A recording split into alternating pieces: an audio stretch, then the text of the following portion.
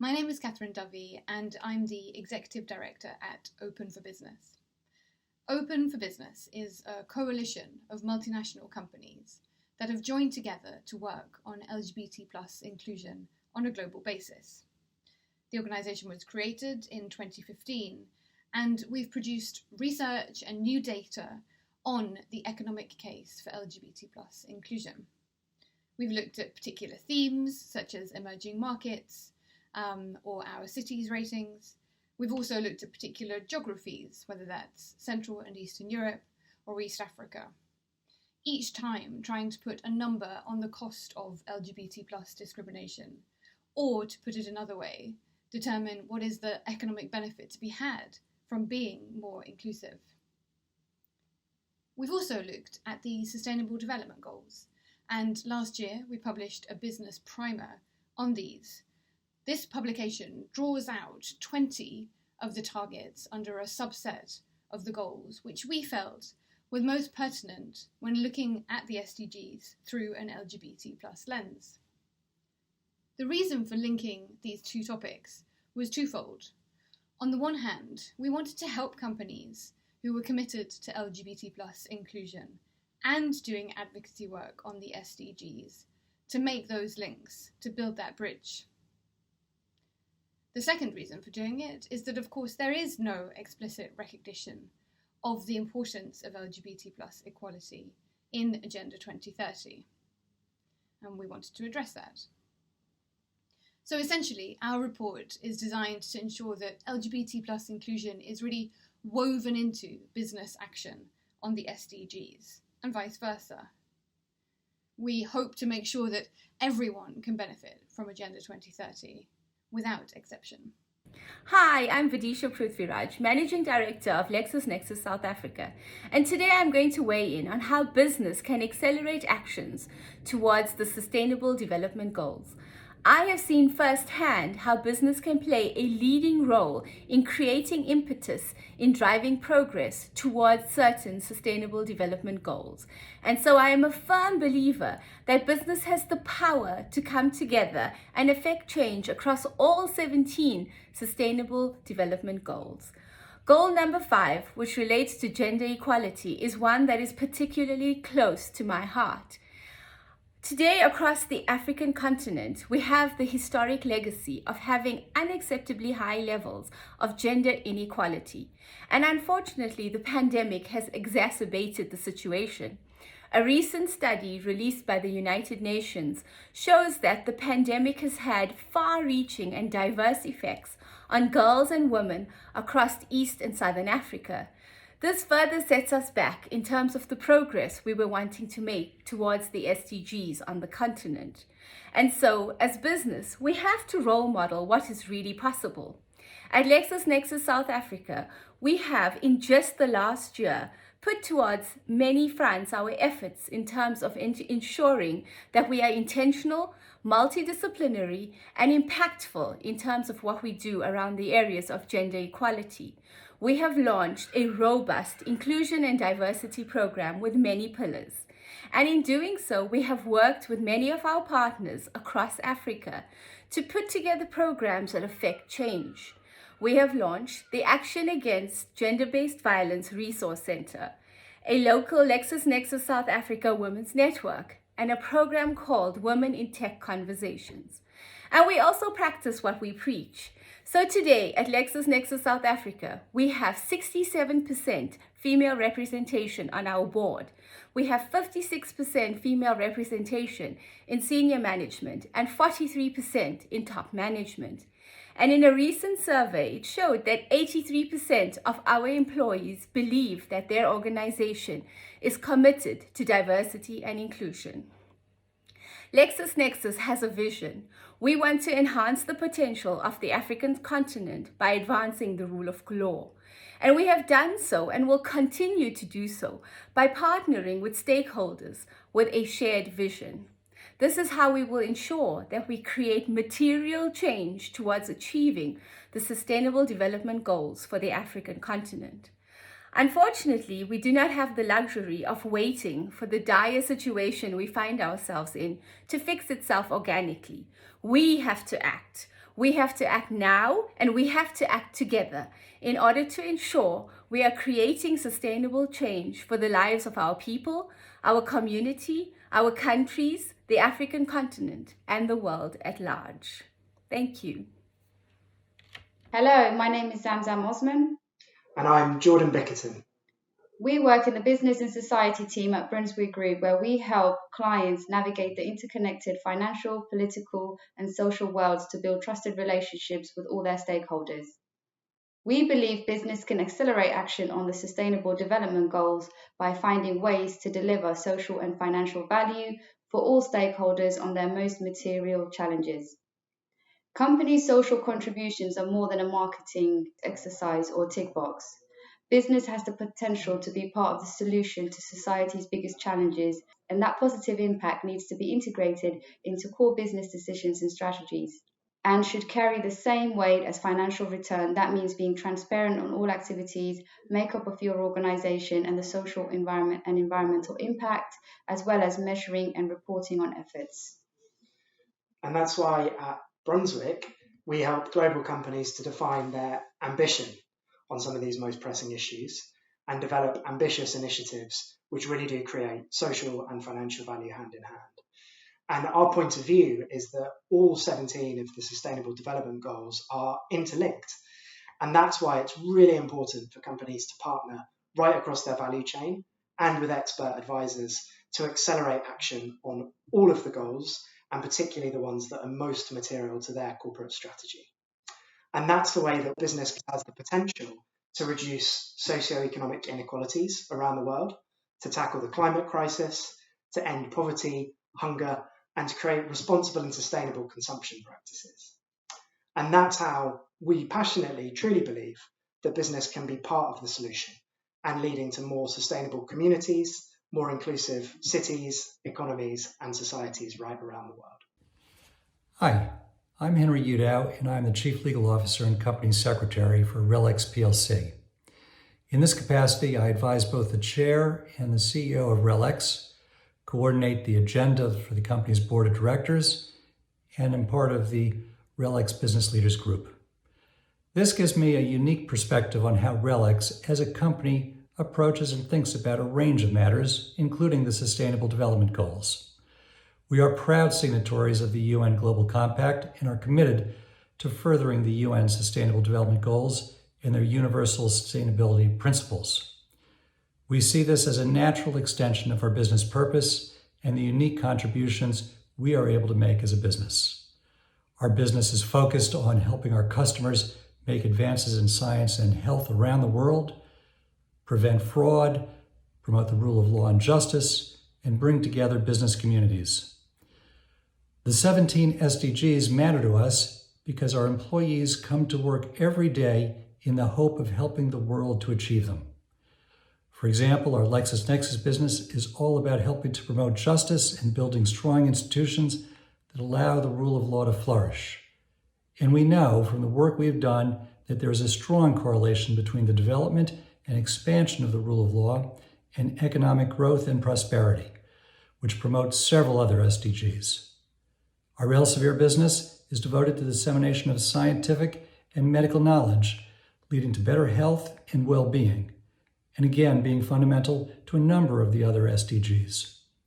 Employees in our risk business are devoted to combating fraud and abuse, helping government benefits get to those in society who truly need them, and helping to expand access to financial resources and services for those in society who previously have been denied such access. These activities all go to helping to promote basic human rights and a sustainable future for all. And at the end of the day is the whole objective of the UN's SDGs, which is why we so strongly believe and support the achievement of them. Good morning.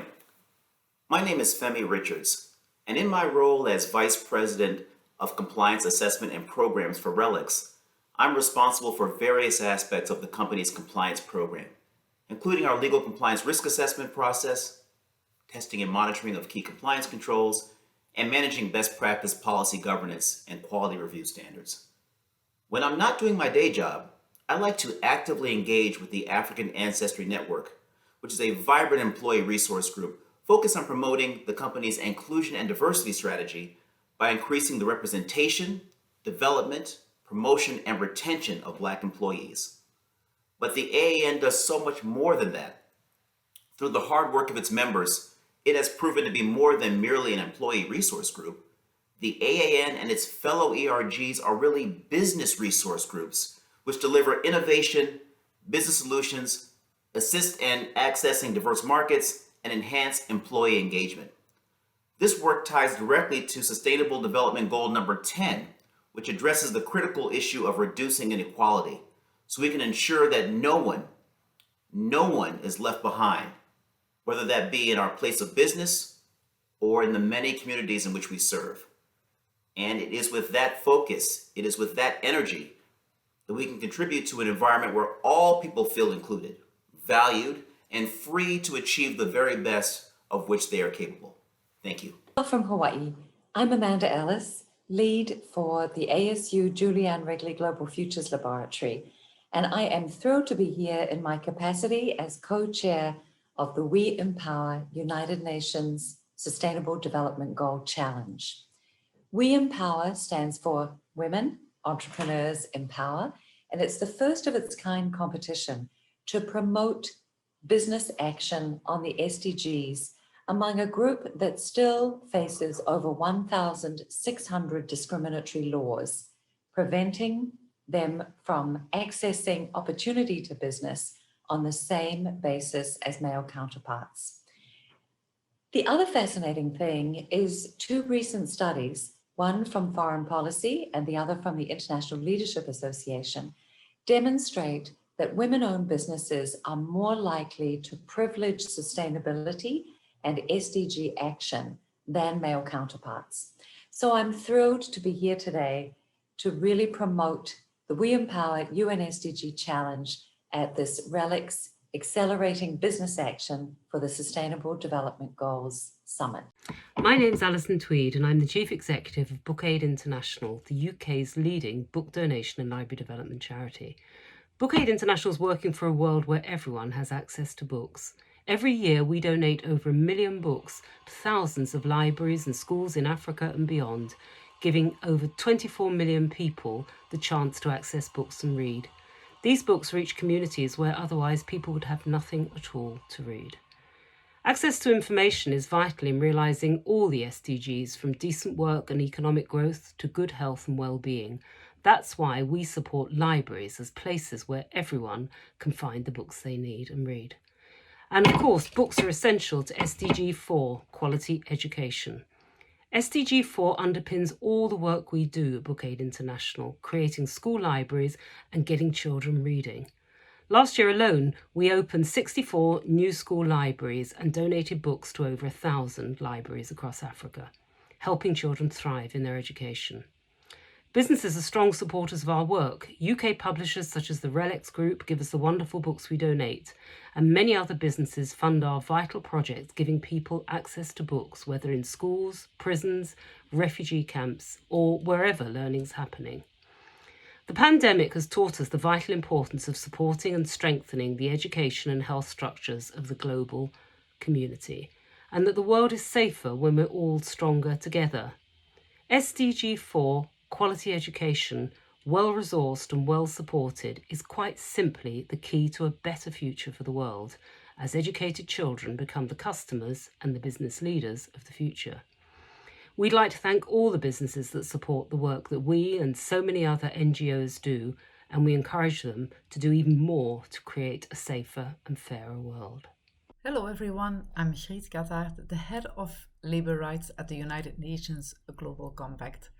The UN Global Compact is a special initiative of the UN Secretary General, calling companies everywhere to align their operations and strategies with 10 universal principles in 4 areas, namely human rights, labor, environment, and anti-corruption. Now, if you ask me how business can accelerate action on the SDGs, I would definitely say that these 10 principles of the UN Global Compact are the foundation for any company to advance the SDGs. Sustainability begins with a company's values and culture. The 10 principles provide a universal definition for responsible business, calling on all companies to operate in ways that, at a minimum, respect fundamental responsibilities in these 4 areas. In practice, this means that a company should identify, prevent, mitigate, and account for any negative impact it may have on society and the environment, and establishes a culture of integrity and compliance. Now, to achieve the SDGs, we believe that a principle-based approach is crucial. It is not only about specific projects contributing to the specific SDGs. No, companies should carefully consider business risks related to each SDG and adjust their business practices to avoid doing harm and thereby undermining the SDGs. If all companies were to take fundamental steps like respecting employees' rights, not polluting land, sea, or air, and refusing bribery and extortion, the world would make enormous progress towards achieving the SDGs. Thank you. I'm Katrina Crossley, CEO of the charity the International Law Book Facility. Our mission is to support the rule of law and access to justice for all by sharing legal knowledge. Since 2005, we've shipped over 70,000 legal textbooks donated by the UK legal community to organisations in 54 countries, including judiciaries, law reporters, bar associations and law societies, universities, prisons, and pro bono organisations. Our books support education and consistency and fairness in the legal system. SDG 16 is at the heart of what we do, and in particular, SDG 16.3, to promote the rule of law at the national and international levels and ensure equal access to justice for all. From working with the ILBF's partners in the law and in business, I know that businesses play a critical role in advancing the SDGs. They can and should drive real progress on all of the SDGs wherever they operate in the world, through the way they innovate for the future, how they empower their employees, how they assess and reduce their impact on climate and the environment, how they manage and improve their supply chain, and vitally, how they partner with other organisations to create a community of expertise and resources to genuinely support the communities they work in. Many businesses have already gone beyond mere legal compliance and have taken bold initiatives to advance the SDGs and to embed ESG as business as usual. They demonstrate what business can achieve and how they can inspire others, including governments, to follow their lead. Hello, my name's Simon Hodgson. I'm a senior partner at Carnstone, and we're a consultancy working with businesses and large NGOs at that point where business and society and the environment meet, helping companies set their approach out to sustainability. And the question I've been asked is, how can businesses contribute towards achieving the Sustainable Development Goals? And the answer is in 100 ways. I'm a huge believer in the power of business to make positive change in the world around us. But if I had to pick just one, it would be goal number 17. It would be partnerships. Work together with other companies. Many of the issues in this world are pre-competitive, so you can work with your peers, club together and shift a whole industry, like we've done with the Book Chain project, for example, which RELX is a member of. So work with companies, but also work with NGOs. They're a fantastic way of bringing the outside in, seeing the world through different eyes. And they're also great of helping you extend your reach and get things done. Work with policymakers, work with academics. These are big goals, and they're only going to be achieved if we work together. So my one answer, partnerships. Hello, my name is Tessy, Antony de Nassau. I am the founder of Finding Butterflies Consulting, which is a consultancy working with organizations, institutions, and businesses on their sustainability footprint, if you like, and how they can become a better company, but really from the core, and not just by putting a green filter on what they're already doing. Change happens within the system, a systemic change from the core outwards. There's 17 SDGs. So there's quite a variety of different action points a company can get involved with. If you have SDG, for example, for clean energy, there's a company in the US I'm working with which helps to recycle batteries, something really, really timely now when it comes to electric cars, for example. I do understand that it is difficult for businesses who have been operating for generations to include more of the impact strategies and sustainability platforms within their core, because it has not been set up to be so from the beginning, right? However, where there's a will, there's a way, and even small changes can make a big difference. That is also why SDG 17 is there.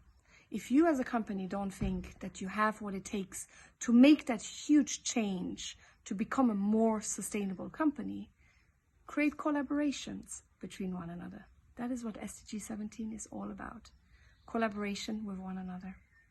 And try to complement each other's services and create new products which are more sustainable and which do favor the SDGs. Thank you so much. Hello everyone, my name is Wesley Smith and I'm the Market Planner for Digital Credit Risk at LexisNexis Risk Solutions. I've been asked to speak to you all today about a very exciting initiative that we have going on around financial inclusion. For about the last 2 years, we've been working on this project, and it has the potential to transform certain aspects of the financial services sectors in both emerging and advanced economies. The term financial inclusion has taken on a lot of meanings over the years, but at its core, it's about getting sustainable financing to people to better their lives. With a few exceptions, however, this dream of financial inclusion has never become a reality, and it certainly doesn't represent what we see in much of the world today. In most emerging markets, and even in some advanced economies, people who've been historically excluded from competitive financial services markets continue to be excluded.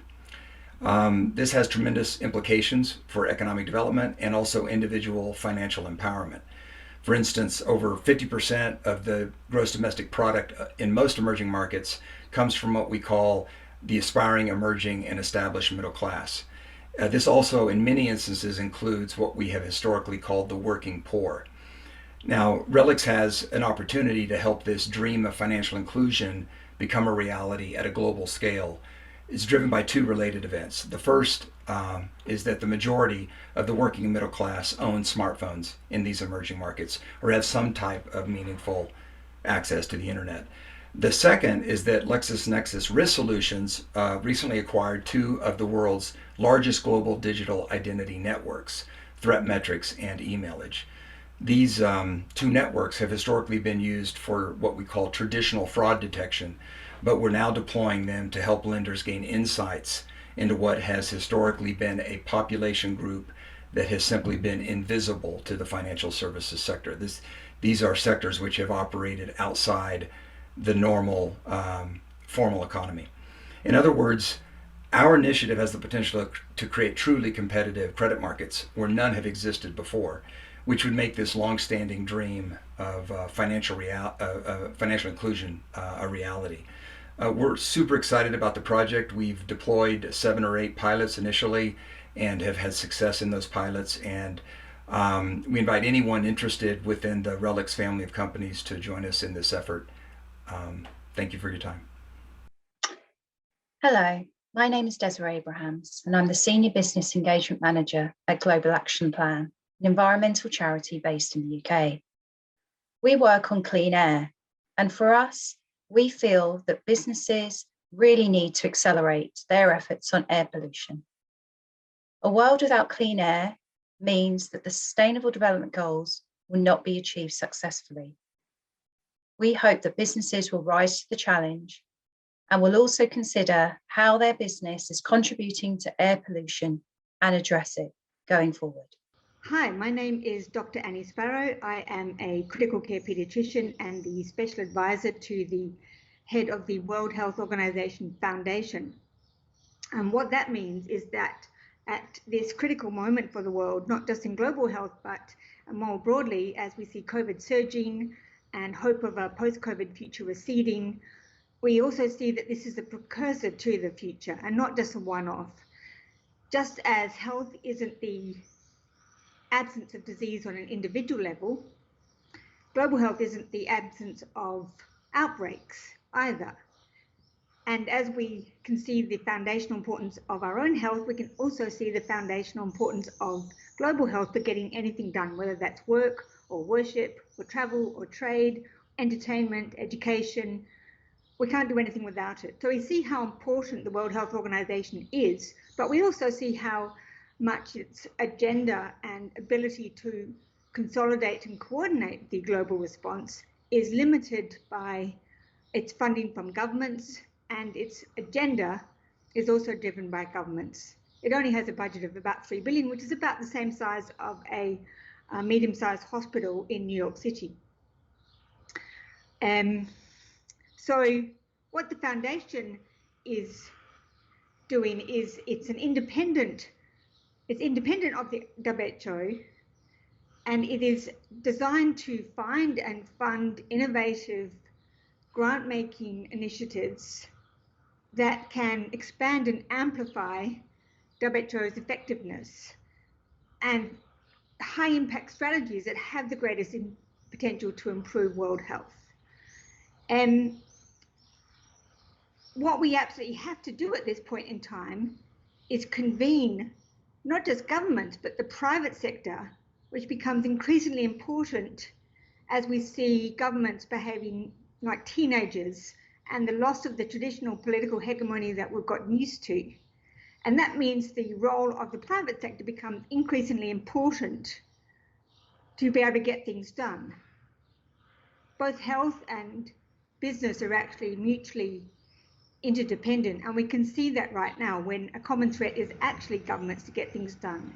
And what we absolutely have to do is start building global coalitions, or international and multinational coalitions, and the most effective way to do that is to bring in the private sector and adopt a big tent approach that can reimagine how we solve global health problems and reconfigure our approach. Traditionally, we've used a technical approach which relies on medicines, on vaccines, on treatments, and we can see actually that unless we adopt an approach which starts with people, we're not going to win.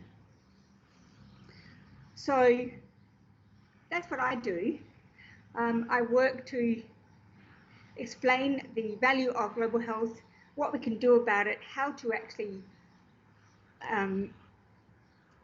find the ways forward.